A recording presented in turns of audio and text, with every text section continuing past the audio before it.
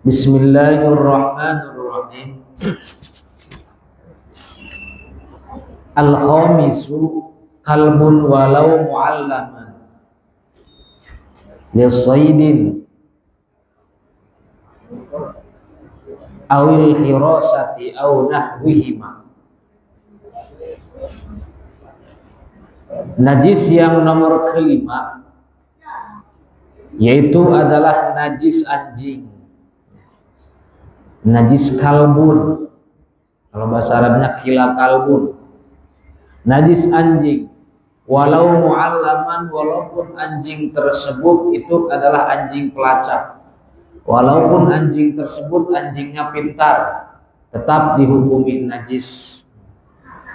Anjing pelacak tujuannya untuk memburu, memburu binatang, misalkan memburu orang yang mencuri, atau menjaga rumah, menjaga tempat-tempat kita. Anjing pelacak, walaupun anjing pelacak tetap dihukumi najis.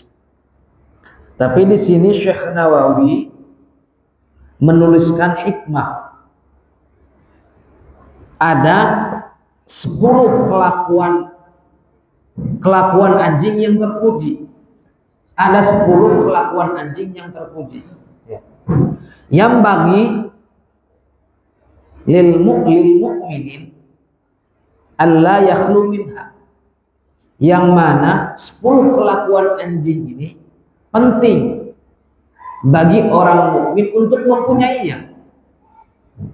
Ada 10 sifat anjing yang terpuji, bukan yang penting ditiru oleh orang mukmin, oleh manusia seperti kita. Mana yang pertama? Awaluha la yazalu ja'ian wa hadhihi sifatus shalihin. Anjing itu selalu dalam kondisi lapar. Anjing itu selalu dalam kondisi lapar. Wa hadhihi min sifatil mujrim, wa hadhihi min sifatis shalihin. Wa hadhihi sifatus shalihin. Sifat lapar ini adalah sifat orang-orang sholihin. Orang-orang sholihin yang selalu mengosongkan perutnya, dipakai berpuasa. Puasa Nabi Daud misalkan, sehari puasa, sehari enggak, sehari puasa, sehari enggak. Itu orang-orang sholihin. Nah, anjing selalu seperti itu. Selalu seperti itu. Selalu dalam keadaan lapar. Itu salah satu sifat terpuji dari anjing. Atsaniyatu la yanamu minal laili illa qalilan wa hadhihi minas sifatil mujtahidin. Yang kedua, anjing itu la yanamu minal laili illa qalilan. Anjing itu jarang tidur malam kecuali sedikit. Jarang tidur malam kecuali sedikit. Wa hadhihi min sifatil mujtahidina. Nah, tidur sedikit di waktu malam itu adalah sifat-sifat orang-orang yang getol tahajud. Jadi ada sifat baik itu kan, yang patut untuk ditiru oleh kita manusia. Tidur sedikit di waktu malam itu adalah sifat orang-orang ahli tahajud, mujtahidin. Orang-orang ahli tahajud, pulang kerja jam 9, tidur dari jam 9, jam 2 udah bangun, sampai pagi nggak tidur lagi. Itu orang-orang mujtahidin seperti itu. Nah, anjing pun seperti itu. Malam jarang tidur kecuali sedikit.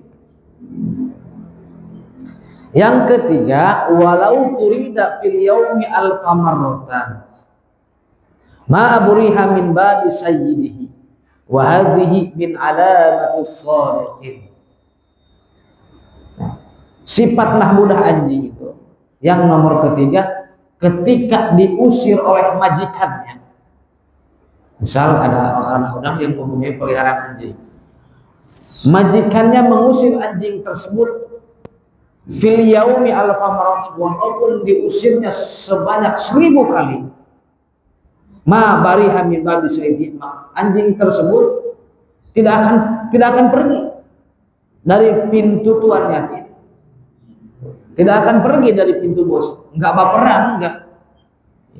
Wa hadhihi min alamati shadiqin, sifat ini ya, sifat seperti ini adalah sifat orang-orang yang shadiqin, artinya orang-orang yang benar, orang-orang yang benar.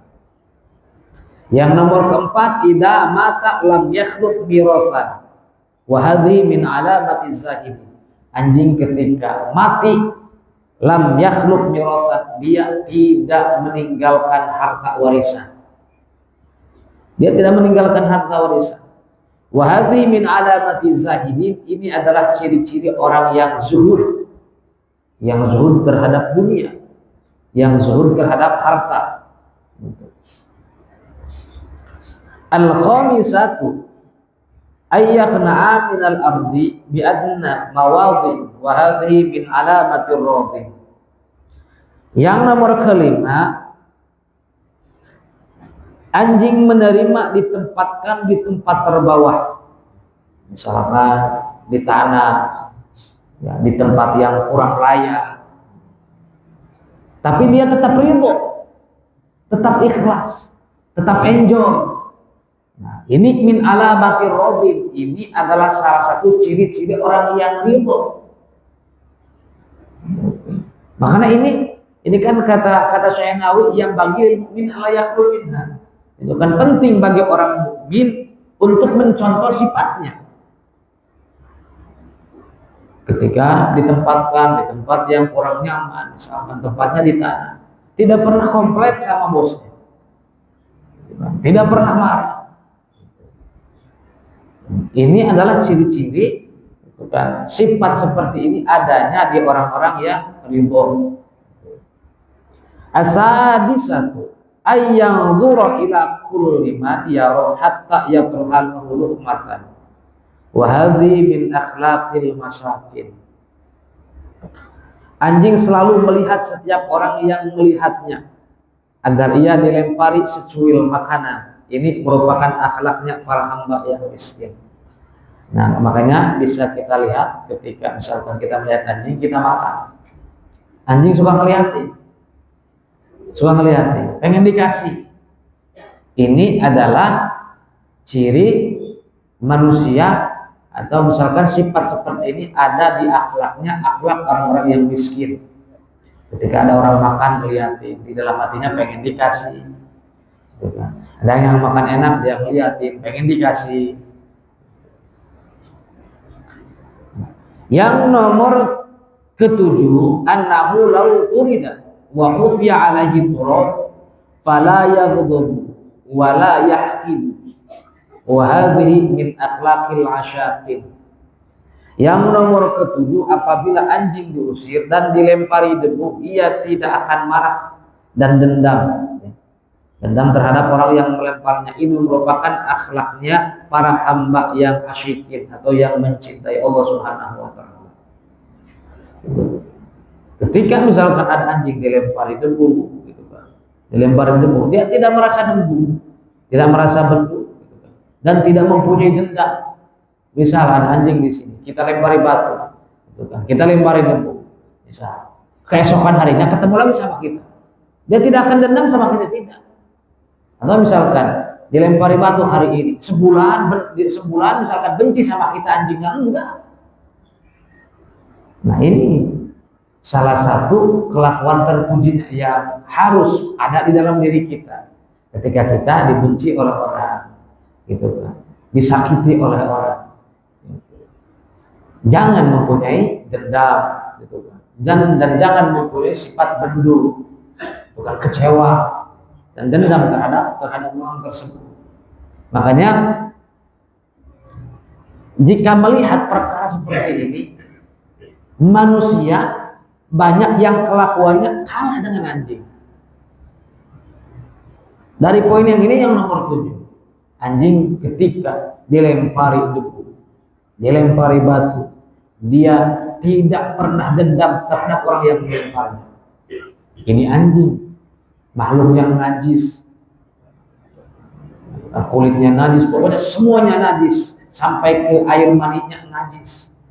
Kita manusia orang yang suci, ahli ibadah, suka beribadah. Banyak ketika kita disakitin oleh orang lain, ya kan? Disakiti oleh orang lain, difitnah oleh orang lain. Tidak bisa mengikuti akhlak anjing yang ini, tidak bisa. Kita langsung dendam. Kadang timbul statement seperti ini. Untuk memaafkan iya, tapi untuk melupakan tidak mungkin. Cukup tahu aja, cukup sampai di sini aja. Kadang nggak mau kenal lagi, bertahun-tahun nggak mau kenal, bertahun-tahun benci. Ini kita manusia. Asaminu idza ghalaba ala mawdihi yatrukuhu wa yadhhabu ila ghairihi wa hadhihi min af'alil hamidin. Ketika yang nomor selanjutnya, ketika anjing, tempat tinggal anjing digusur, ia akan meninggalkannya dan mencari tempat lain. Ini merupakan salah satu perbuatan dari perbuatan hamba-hamba yang terpuji. Yang terpuji tidak sedih, tidak sedih, tidak nangis ketika misalkan tempat tinggalnya digusur atau misalkan diusir di tempat tinggal. Kan kalau di daerah saya di kampung-kampung itu banyak anjing-anjing yang liar, yang tidak dipelihara, yang tidak punya tempat. Tinggalnya di mana? Ya tinggalnya di kolong rumah orang, di kolong rumah orang, terus misalkan di emperan rumah orang, di kampung-kampung banyak yang seperti itu, tidak punya tempat tinggal. Kan kalau di kota-kota kan ada kandangnya, di kampung-kampung tidak ada tempatnya, tinggal di mana aja. Nah, ketika anjing tersebut diusir atau tempatnya digusur, dia tidak pernah sedih, dia tidak pernah bingung, dan dia tidak pernah marah terhadap orang-orang yang mengusirnya. Ini adalah contoh, ya, contoh atau akhlak orang-orang yang terpuji. At-tasi'atu idza ajdiyalahu ay u'tiyalahu luqmatan akalaha wa bata 'alaiha wa hadhihi min alamatil qanitin. Yang nomor selanjutnya, ketika anjing diberi makanan, ia akan memakannya dan tidak meminta makanan yang lain. Ini merupakan ciri-ciri orang yang qanaah. Ketika anjing diberi makanan, dia tidak pernah protes dan tidak pernah meminta makanan yang lain. Sedikasihnya, dikasih tulang makan tulang, dikasih nasi dimakan nasinya, dikasih kepala ikan dimakan kepala ikan. Ini adalah ciri orang-orang yang qanaah, menerima. Ciri orang-orang yang qanaah ini harus ada di diri kita. Ketika diberi sesuatu oleh seseorang, tidak usah menawar, dikasih ini udah alhamdulillah. Begitupun ketika diberi rezeki oleh Allah Subhanahu wa ta'ala. Begini Pak, kadang-kadang sifat tercela timbul di dalam hati kita. Banyak dikarenakan rezeki kita berbeda dengan tetangga dan saudara kita. Kadang-kadang jangankan dengan tetangga kita, dengan saudara kita pun sedarah sedaging, namanya rezeki beda. Perlu kita catat, usaha boleh sama tapi rezeki berbeda. Walaupun usaha kita sama, teman kita sayuran, tapi tetap rezeki kita masing-masing. Walaupun misalkan kita adik kakak, satu darah, ibu kita sama, ayah kita sama, gennya sama, tetapi masalah rezeki tidak bisa disamakan. Itu masing-masing. Karena kadang di sini sulit hati kita mempunyai sifat qanaah. Ya Allah, adik saya masih kecil, kok dia udah kebeli mobil, kok dia usahanya lancar. Lah saya kakaknya yang udah tua, usaha udah banting sana banting sini tetap berlangsung. Karena banyak yang seperti itu, tidak qanaah atas pemberian Allah Subhanahu wa ta'ala. Ujung-ujungnya buruk sangka kepada Allah, ujung-ujungnya seudon sama Allah Subhanahu wa ta'ala. Yang terakhir, yang nomor 10, sifat terpuji dari anjing itu annahu idza safar min baladin ila ghairiha lam yatazawwal wa hadhihi min alamatil mutawakkilin. Ini yang nomor 10. Anjing ketika bepergian dari satu kampung ke satu kampung, perlu dicatat, dia tidak membawa bekal apapun. Dia tidak membawa bekal apapun, tidak. Jangankan makanan, jangankan air minum, tidak. Tidak. Karena ini perlu kita contoh. Karena ini hawari min alamatil mutawakkilin. Contoh anjing seperti ini adalah contoh orang-orang yang tawakal, yang pasrah kepada Allah Subhanahu wa taala. Kita manusia yakin, manusia pasti sudah diberi rezeki oleh Allah Subhanahu wa taala. Dimanapun kita hidupnya, walaupun di liang tanah tetap sudah ada rezeki kita. Tapi kan kita tidak bisa. Itu kan tidak bisa. Tidak yakin dengan kekuasaan Allah. Tidak yakin dengan kekuasaan. Saya pengalaman pribadi punya satu guru. Ini tapi bicara dengan orang-orang Wahabi nggak boleh. Bisa dibilang orangnya sudah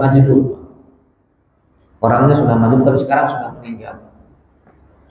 Dia tinggalnya di hutan belanda. Dan ketika kita silaturahmi ke sana, kita suka diberi tugas. Kamu ke sana, silaturahmi ke sana. Jadi kita disuruh silaturahmi ke murid-muridnya.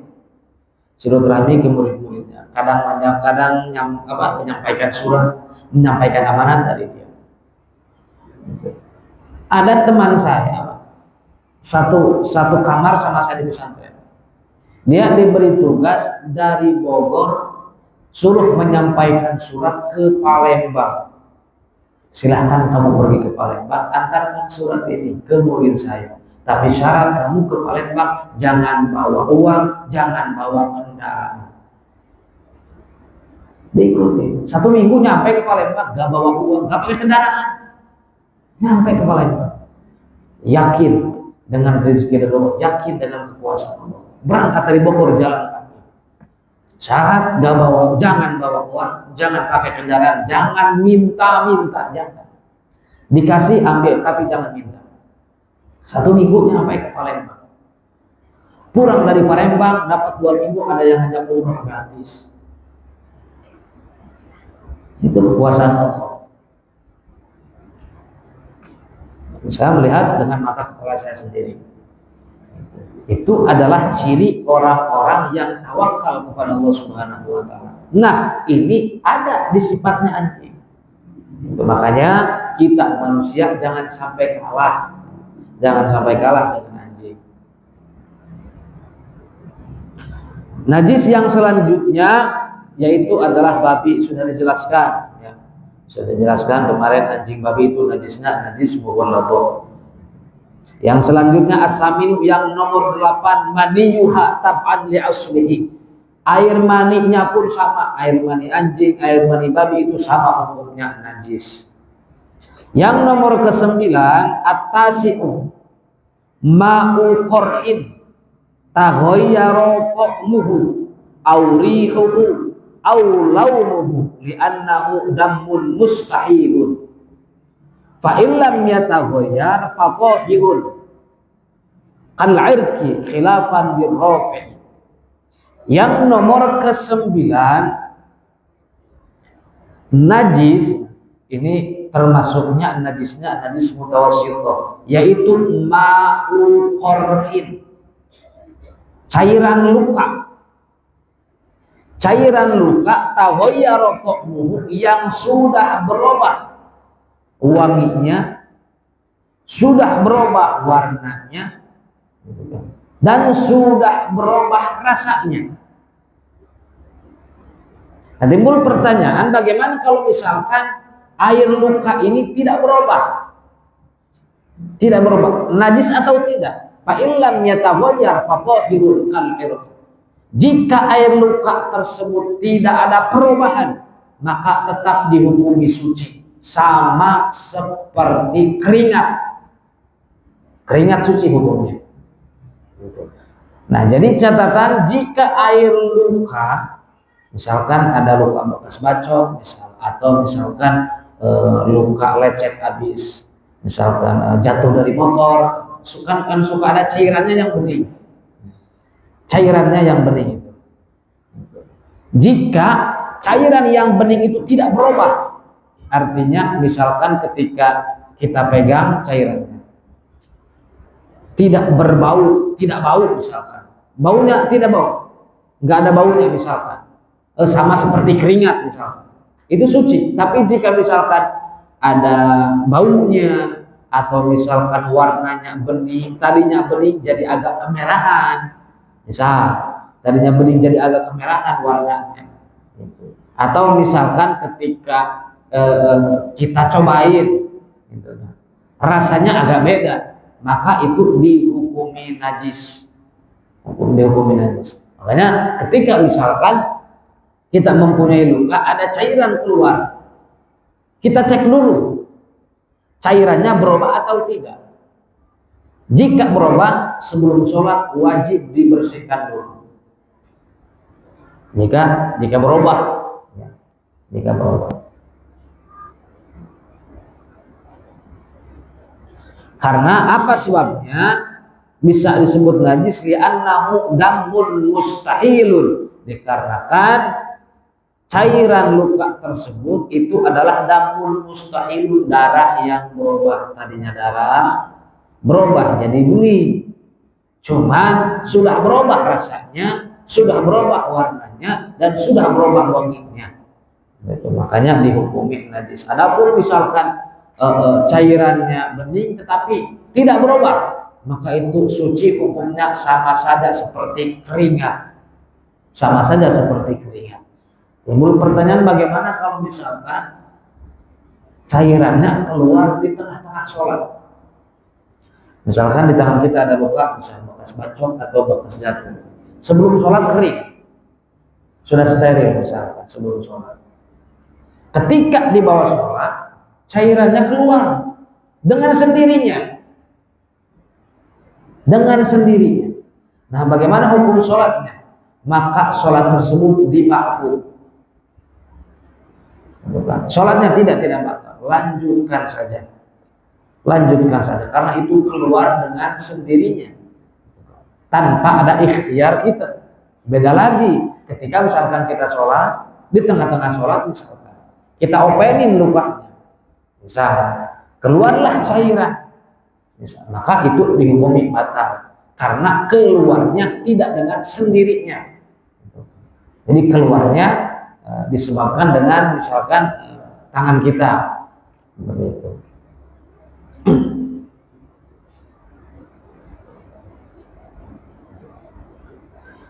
Khilafan lirrafi'i.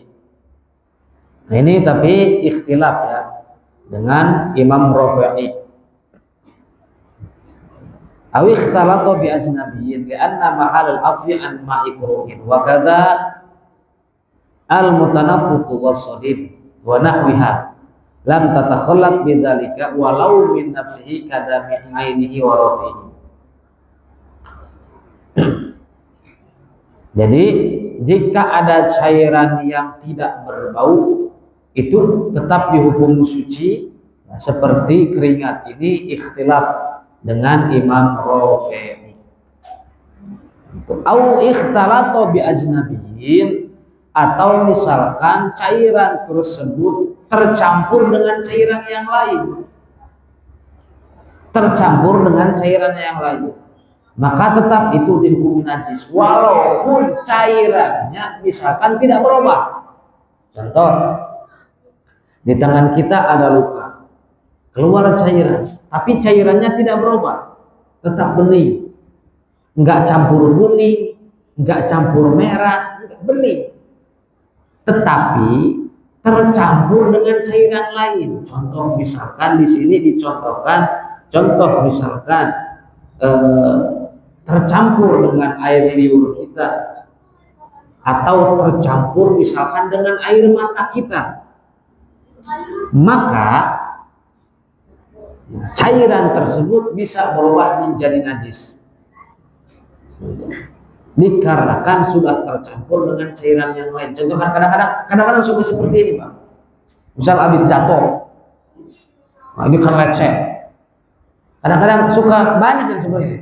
Diludahin, gini-gini. Banyak suka kayak gitu. Dan lecet misalkan habisnya, suka diludahin. Terasakan perih. Nah, ketika keluar cairan, maka itu dihukumi najis karena sudah tercampur. Jadi syaratnya tidak boleh tercampur.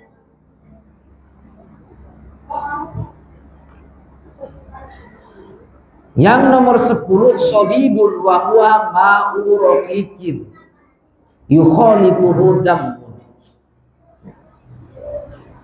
Yang nomor 10 yaitu sodid atau nanah busuk, wa huwa ma'u raqiqin yukhalituhu dam.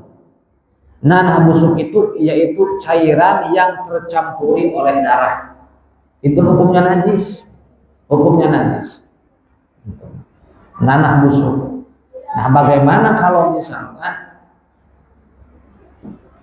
jerawat di muka misalkan, ketika sholat misalkan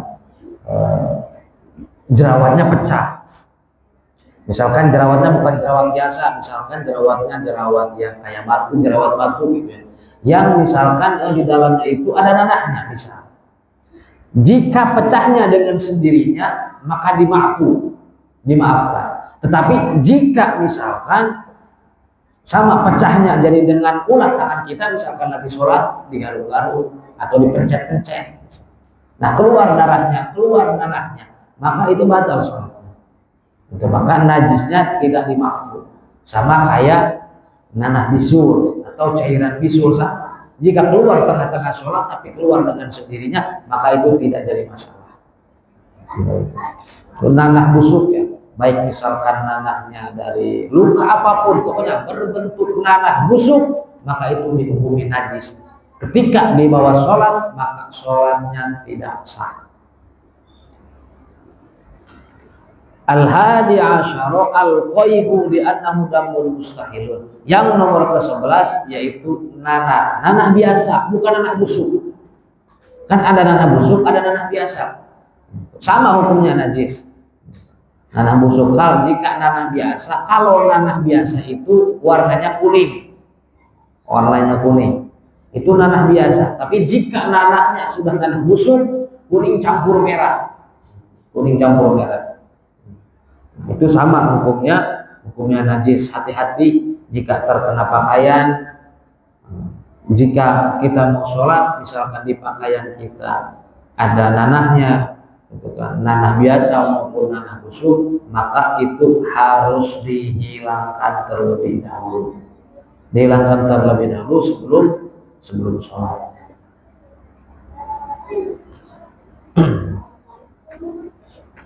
Nah, sekarang musim hujan. Ada yang lain sama saya, Ustaz, gimana sekarang musim hujan? Kadang-kadang kita lagi bawa motor, ada motor lewat, nyimpat air hujannya ke baju kita, air hujannya misalkan ke sarung kita atau ke celana kita. Nah, bagaimana ketika sholat harus diganti atau tidak? Nah, antisipasinya seperti ini, Pak. Jadi ketika misalkan kita terkena cipratan air hujan baik dari motor misalkan, atau misalkan lagi jalan kaki, kita lagi jalan kaki bawa payung, pakai payung, keadaan hujan. Nah, itu kaki kita pasti terkena cipratan pantulan air hujan dari atas. Kaki kita pasti kotor, bukan? Dan sarung kita atau celana kita jika tidak diangkat pasti terkena air hujan. Nah, bagaimana caranya? Ketika sholat, apakah celana kita harus dibuka atau tidak? Tidak usah dibuka, cukup kita mengambil air suci dari keran, diusap-usap ke celana kita, diusap-usap ke baju kita yang terkena cipratan air hujan tersebut. Dikarenakan untuk mensucikannya sulit. Kenapa? Karena banyak. Karena kita sulit mencari yang celana kita. Sebelah mana tadi yang kena ya? Sebelah mana tadi yang enggak ya? Karena kan namanya hujan, kan pasti banyak yang basah pakaian kita. Entah basahnya air hujan dari langit langsung, Itu kan sulit membedakan mana air hujan yang datang dari langit langsung yang kena ke celana kita, mana air hujan yang terkena cipratan dari orang yang lain. Gitu. Makanya ketika mau sholat itu dianjurkan mengambil air dari keran seperti ini caranya, misalkan keran diusap-usap ke celana, diusap-usap ke sarung, maka silahkan sholat. Tetapi jika terlihat jelas kotornya, maka itu harus disucikan secara steril. Contoh, saat kita lagi bawa motor, gitu kan, ada mobil dam truk lewat lumpur muncrat ke baju atau ke celana, itu mah kan udah jelas lumpur kotor.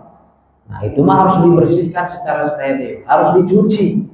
Jika memang sudah terlihat jelas percikannya, kalau misalkan di celana kita, di baju kita sudah terlihat jelas lumpur, itu mah, jadi kan nggak cukup dibersihkan dengan air keran sedikit, itu mah harus disuci dan harus disikat.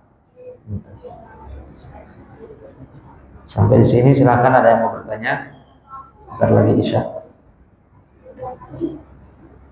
Antara najis dan kotor beda. Antara najis dan kotor itu beda atau tidak? Jawabannya beda. Jawabannya beda. Tidak semua kotor itu najis. Tidak semua kotor itu najis. Tapi najis sudah pasti kotor. Sama kayaknya yang bulat itu belum tentu bola, tapi yang namanya bola sudah pasti bulat. Setiap nabi belum tentu rasul, tapi rasul sudah pasti nabi. Setiap kotor belum tentu najis, tapi yang najis sudah pasti kotor. Mana contohnya? Contoh, misalkan oli, kotor tidak? Kotor, tapi belum tentu najis. Oli motor, kotor, tapi belum tentu najis.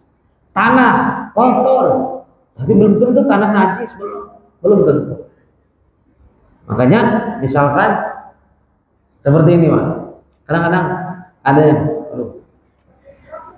baju saya penuh dengan oli, mau sholat juga gimana ya? Oli belum tentu najis. Di sini tadi rincian najis ini yang 20, di sini tidak ada kata-kata oli najis, nggak ada kata-kata tanah najis, tidak ada. Tanah bisa najis jika tercampuri dengan kotoran. Tanah bisa najis jika tercampuri dengan air kencing, maka dihukumi najis. Tanah itu suci. Nah kita suci terbuat dari tanah. Tanah itu suci. Makanya jika misalkan pakaian kita terdapat tanah, ya, misalkan ada tanahnya, jika memang tanah yang terkena ke celana kita, misalkan sudah teruji kesuciannya, maka tidak apa-apa, tidak dihilangkan ketika sholat. Tapi jika misalkan tanah itu terdapat, contoh misalkan dari jalan-jalan seperti ini yang umumnya misalkan ada ayam, itu kan, ada ayam, banyak kucing segala macam, itu kan dikhawatirkan ada najisnya, dikhawatirkan ada najisnya. Justru kan tanah itu adalah salah satu media untuk mensucikan najis mughalladh. Salah satu media untuk mensucikan najis mughalladh adalah memakai tanah. Air 7 kali dicampur dengan tanah. Jadi artinya kotor itu belum tentu najis. Jangan jauh contoh misalkan seperti isi tinta dari pulpen, dari spidol, itu sama kotor, terkena pakaian kita, terkena sarung kita, itu sama kan kotor, ya kotor, tetapi belum tentu najis, belum tentu najis. Contoh misalkan lagi makan, misalkan semur ayam terciprat ke baju, terciprat ke celana, terciprat ke sarung, apakah itu najis? Tidak najis. Di bawah sholat silahkan sah. Silahkan, ada lagi.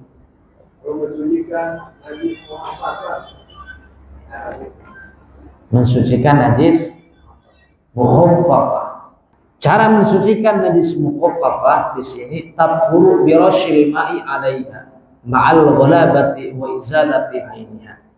Fayakfi fiha ar-rasyu wal ghusl afdalu khurujan minal khilaf. Cara menghilangkan najis mukhaffafah, najis yang enteng. Apa najis mukhaffafah? Najis mukhaffafah itu adalah najis air kencing anak kecil laki-laki yang belum makan dan belum minum. Misal bayi laki-laki itu kan yang belum makan dan belum minum kecuali air susu ibunya. Kencing misalkan di lantai. Cara mensucikannya di sini yang pertama izalatu ainiha. Misalkan kan pasti basah di lantai. Cara menghilangkannya dielap dulu pakai tisu. Atau misalkan pakai lama atau pakai kanebo. Keringin dulu. Setelah kering cukup diperciki air. Tidak harus dibasuh. Ini najis mukhaffafah. Contoh misal dilap pakai tisu. Kan air kencingnya udah menyerap di tisu, udah hilang. Tinggal asarnya, sisanya. Nah, caranya asarnya, udah kita ambil air suci, cukup. Itu najis mukhaffafah. Beda lagi dengan najis mutawasithah, najis pertengahan. Contoh misalkan menghilangkan di masjid ya, menghilangkan kotoran misalkan tai toke ya, atau tai hayam. Caranya sama. Ambil tainya pakai tisu, jangan dimakan, buang. Pakai tisu, buang. Ini kan tinggal sisanya, asarnya. Nah, ambil air, kita siram tempat kotoran tadi, siram. Kan air menggenang, 2 kali, baru kita pakai lap lagi, baru bersih. Itu najis mukhaffafah. Tapi najis mukhaffafah seperti itu tadi, tinggal gampang pakai tisu atau pakai kanebo kering diciprati air. Di sini dengan cara tathuru birosyil ma'i. Birosyil ma'i dengan mencipratkan air, cukup seperti itu. Jika misalkan ainnya atau najisnya sudah hilang. Itu caranya ya. Caranya gampang.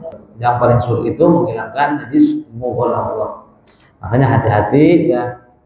Hati-hati ketika kita menghilangkan najis di rumah maupun di masjid. Bahkan perlu kita ketahui Pak, ada hukum fikih ya, di dalam kitab fikih dijelaskan. Ketika ada seseorang masuk ke masjid, di masjid melihat kotoran, yang diwajibkan menghilangkan kotoran tersebut bukan marbot. Siapa? Orang yang pertama melihatnya. Orang yang pertama melihat. Ini hukum fikih berbicara seperti ini. Ini kadang-kadang kita masuk ke masjid, ada kotoran ayam yang disalahin marbot. Gimana sih ini marbotnya? Jangan seperti ini. Ini hukum fikih berbicara seperti itu. Jika kita malah masuk ke masjid melihat kotoran, yang wajib membersihkannya bukan marbot. Siapa? Orang yang pertama melihatnya. Jika kita tidak mampu, bisa jijik, takut, silakan bilang ke marbot, suruh marbotnya, Pak, ada tai ayam, tolong dibersihkan, silakan. Jangan main nyalahin aja. Yang wajib menghilangkan orang yang pertama melihat.